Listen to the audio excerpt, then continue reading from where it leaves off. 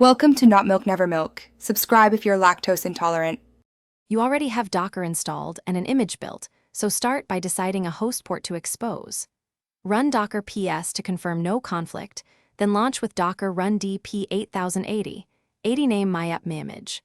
Once done, make sure the container is running with Docker logs myapp and Docker inspect myapp to confirm the internal port and IP. These quick checks show you why port mapping and container state matter before you try the browser. Once the container runs, determine the correct address to use in the browser. If you used P8080, navigate to http://localhost 8080. On a remote machine, use http://host IP 8080.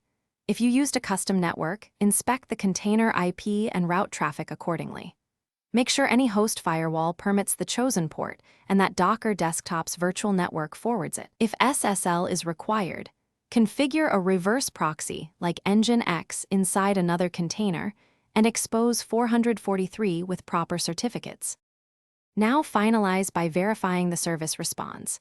Curl http://localhost 8080 from the host, then curl http://127.0.0.180 inside the container to validate binding.